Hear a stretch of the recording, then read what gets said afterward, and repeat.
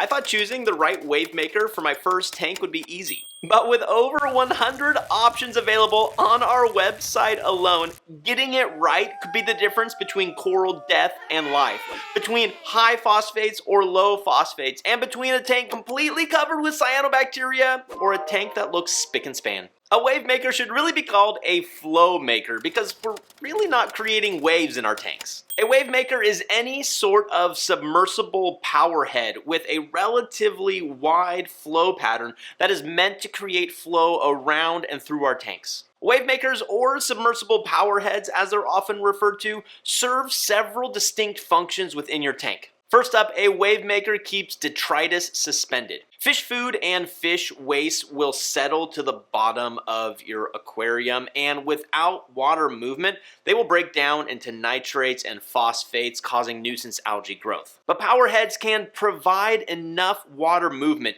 to keep fish food and waste suspended in the water column long enough so that they'll go into the overflow and be filtered out of your tank before they have a chance to break down. The second function of a Wavemaker is it will bring nutrients directly to your corals. Whatever sort of coral food or fish food you put in the tank, a submersible power head will circulate it around, bringing the food directly to the coral polyps. And lastly, a power head will help provide a realistic habitat for your fish. Let's face it, most of the fish that we have in the saltwater aquarium hobby don't come from the still depths of the ocean, but they come from that turbulent area around the reef where waves are constantly crashing. So a Wavemaker helps simulate the water movement they'll find at home. If you're ever going to even have a chance at finding the right Wavemaker for your tank, you're going to need to know your options first. The first broad category of Wavemakers are AC pumps. These are by far the least expensive and the most simple, with only having the option for 100% on or 100% off. But if you pair them with timers, they become pseudo-controllable because you can program on and off times to create subtle variations in the flow pattern. And the second broad category are DC power heads. The more expensive option for sure, these adjustable pumps come with a lot of cool options. Some have built-in programs that can simulate the actual flow patterns found on a reef, while others are a bit more simple and merely control the speed of the pump. Within those two broad categories of AC and DC Wavemakers, there are still a couple of factors you'll need to consider. Firstly, do you want circular or laminar flow? Circular Wavemakers put out a conical flow pattern, while laminar pumps put out a long and flat flow pattern, kind of like a sheet of paper. You can easily visualize the difference by looking at the Wavemaker itself. For example, this Vortec MP10 from Ecotech puts out a conical flow pattern, while this Max Spec Gyre, which is long and slender, puts out a laminar or sheet-like flow pattern. The second consideration is whether or not your tank setup would do better with a wider dispersed flow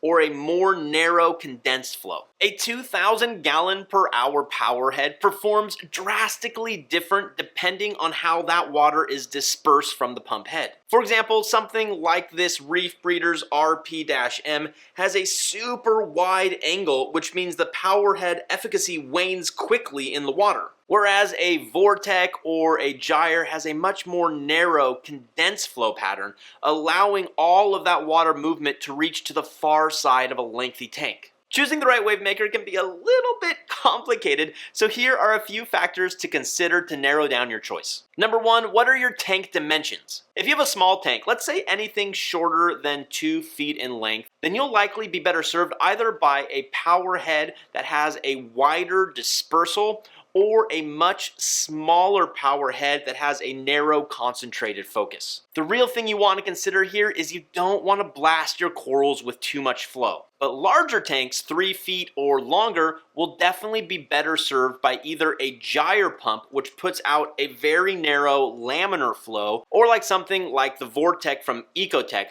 which is super powerful at a narrower range and can likely get the flow all the way across a long tank. Secondly, you want to consider your aquascape, either one that you've already made or the one you intend to make. You're going to want a pump that will create meaningful flow patterns through and around your aquascape. This will help get rid of any dead spots and also help prevent detritus buildup. Depending on the shape of your aquascape, you may need to provide a second Wavemaker directly pointed at an area in low flow to make sure detritus doesn't build up. The third consideration are your corals. Whereas soft corals and many large polyp stony corals will do well with low to medium flow, you'll certainly need medium to high flow for many small polyp stony corals. Too much flow directly aimed at large polyp stony corals can cause damage to their fleshy polyps, but also just cause them to retract. Whereas not enough flow directed at many small polyp stony corals can actually stunt their growth and cause detritus to build up. In a mixed reef tank, it's all about choosing the right pump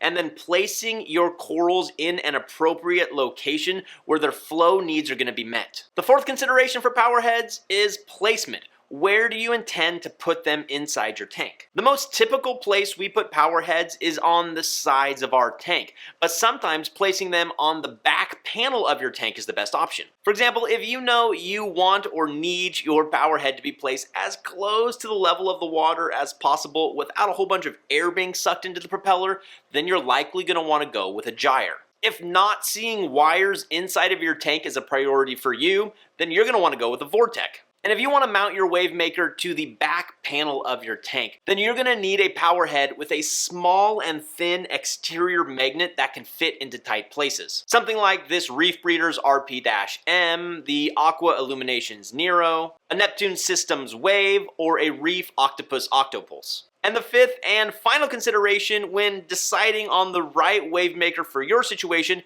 is how many pumps you're going to need. You're probably only going to need one pump for smaller tanks under 40 gallons, but anything over that size, it's really going to depend. For example, I have two tanks that are almost exactly the same size and both run gyre pumps. My macroalgae seahorse tank over here and my clownfish harem tank directly behind me. My macroalgae seahorse tank only needs one gyre. The laminar flow is dispersed widely, and on the low setting, it's the perfect amount of flow for my seahorses. Whereas my clownfish harem tank started out with one gyre, but now it has two gyres. I discovered over time that because of the shape of my aquascape, one gyre was leaving dead spaces and causing those anemones to suffer. So by adding a second gyre and putting them on opposite schedules, it created a more diverse flow pattern, which has made my anemones way happier. Let's be clear here, there is no one submersible power head that is the perfect fit for every single tank. But to make it as simple as possible, I have chosen a high quality DC pump